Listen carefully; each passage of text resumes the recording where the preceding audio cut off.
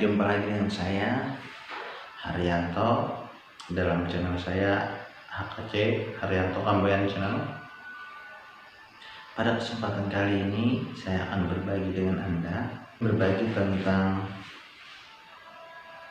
bisakah seseorang menjadi pintar dalam bermain piano, atau bisakah seseorang itu berhasil dalam belajar piano. Jadi saya akan menjelaskan tentang itu, dan saya punya tips dan trik buat Anda bagaimana caranya agar Anda bisa cepat berkembang dalam bermain piano. Sebab itu, sebelum materi saya ini berlanjut, jangan lupa subscribe, tekan tombol like, dan share jika video ini bermanfaat agar membantu channel saya menjadi lebih baik lagi.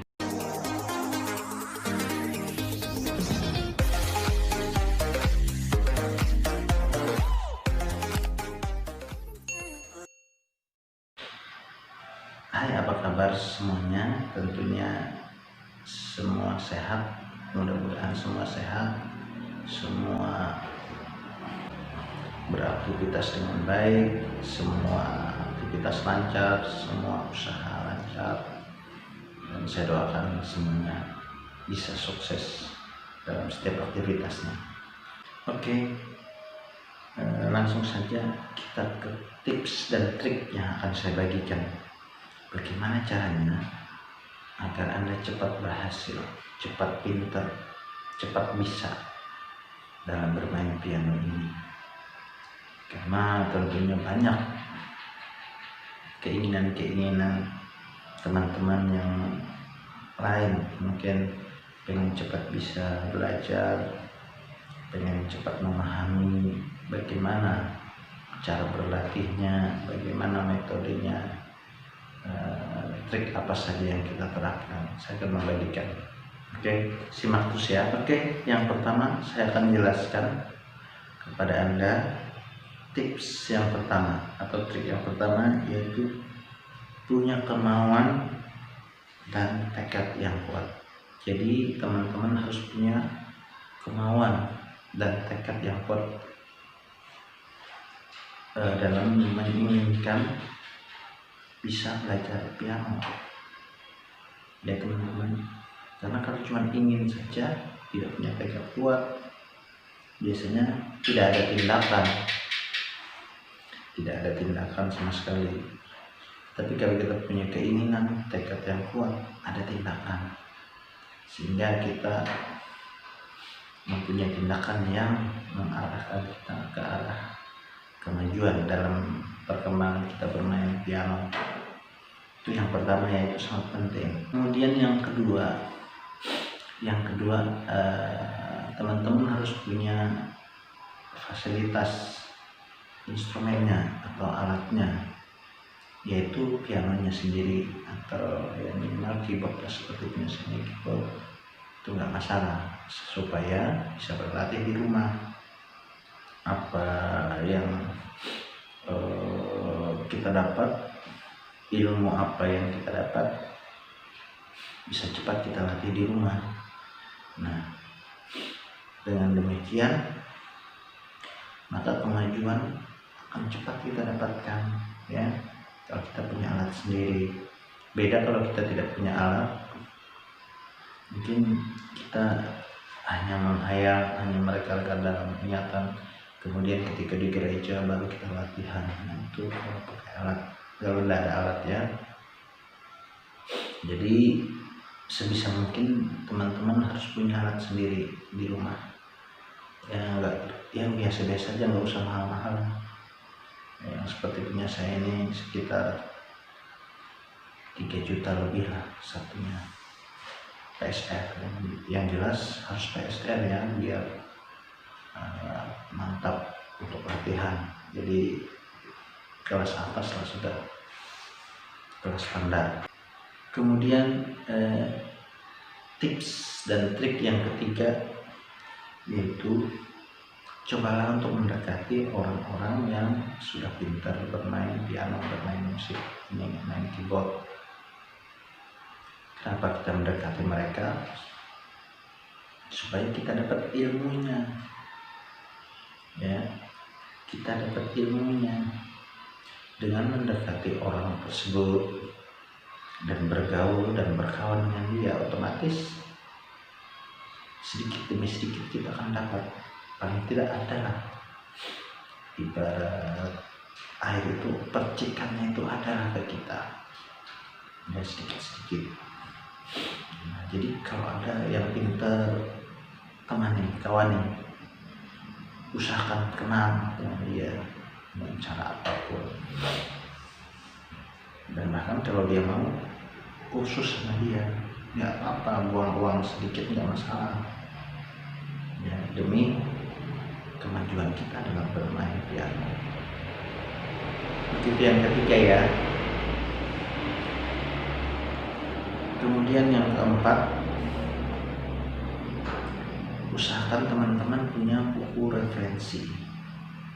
Buku referensi teman-teman bisa beli di Gramedia, di toko-toko online, atau dimanapun. Buku-buku yang bermanfaat, yang isinya tentang materi-materi piano atau keyboard. Isinya di dalamnya membahas cara latihan, mungkin ada akord, ada dan lain sebagainya dibahas di sana. Kalau bisa teman-teman harus punya itu, ya, harus punya minimal 1 atau 2 atau 3, lebih banyak bukunya lebih baik.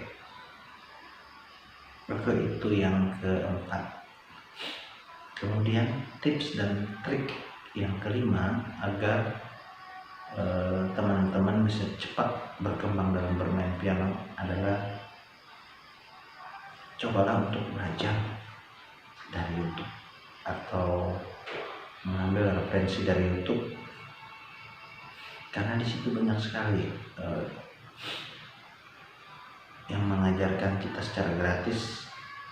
Tinggal lihat aja, Pak, tinggal isi kuota udah bisa. Nggak seperti dulu, sekarang udah mudah dan serba canggih, ya. Jadi teman-teman harus sering lihat materi-materi yang ada di YouTube tentang piano, dilihat dan kemudian dipraktekkan, ya. Praktekkan di rumah dan dilatih, maka semakin lama kemampuan teman-teman dalam bermain piano semakin meningkat. Itu yang kelima, ya. Kemudian yang keenam, tips dan trik yang akan saya bagikan adalah teman-teman kalau punya dana atau punya waktu, cobalah cari tempat les atau tempat kursus yang memberikan fasilitas kursus piano atau keyboard. Ya, apa teman-teman buang sedikit uang, tetapi ilmunya teman-teman dapat, karena di tempat kursus itu dibimbing secara langsung oleh guru yang berpengalaman, guru yang bisa mengarahkan kita ketika kita salah dalam bermain. Nah, jadi tidak rugi teman-teman kalau ikut les, ikut kursus, ya. Itu akan menambah teman-teman, menambah kecepatan perkembangan teman-teman dalam bermain piano.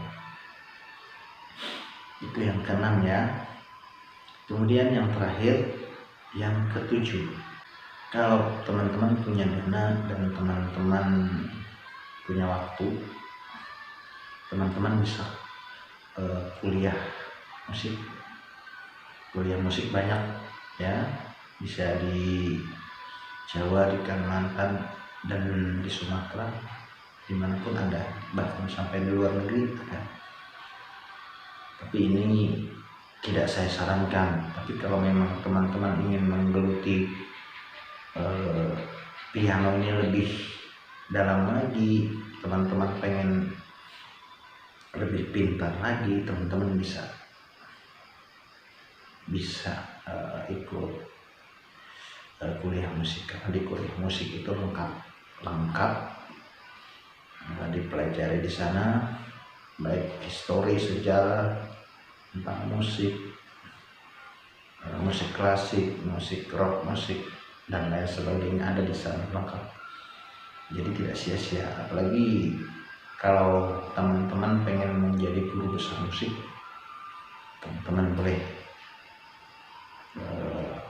belajar di kuliah musik.